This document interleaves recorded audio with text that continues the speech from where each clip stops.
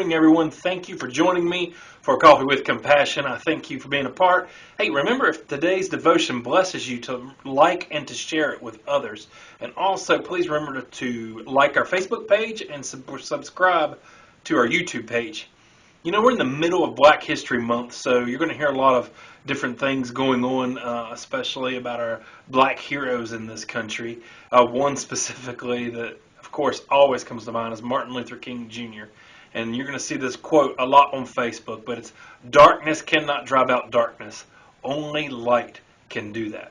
You see, the power of light is at its greatest in the darkest of moments. You know, my wife and I went to a cavern one time. We went into a cave. And you got to understand something about me. I won't confess something to y'all this morning. I hate caves. I'm terrified of them.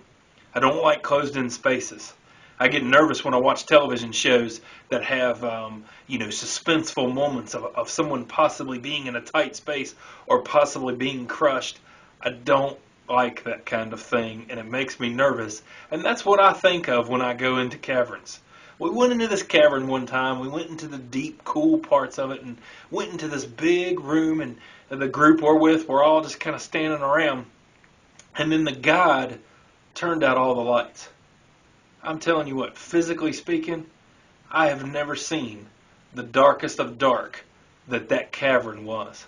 There was no light. You couldn't see your hand in front of your face. You couldn't see anything. And then the guide turned on a flashlight. And I'm telling you, that was the brightest flashlight I had ever seen. It cut through the darkness like a knife.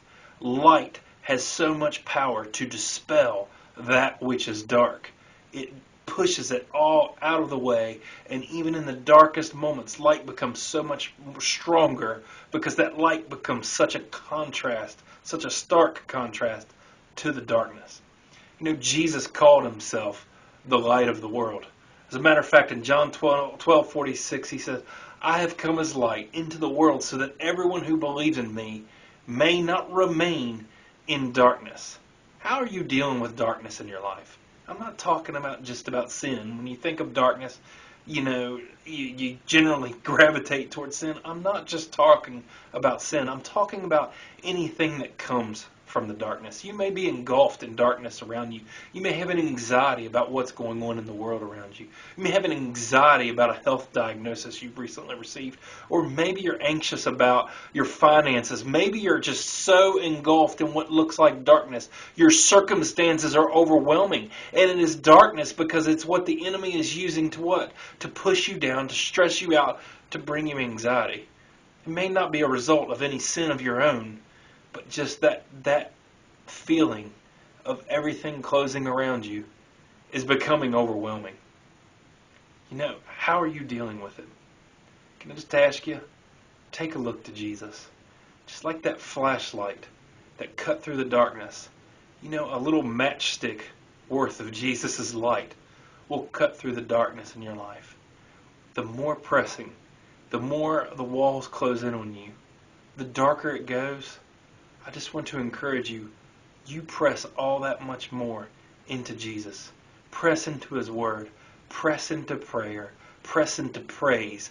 Listen to what he's saying. And I'm telling you, nothing dispels the darkness like our Lord. God bless you. Have an awesome day.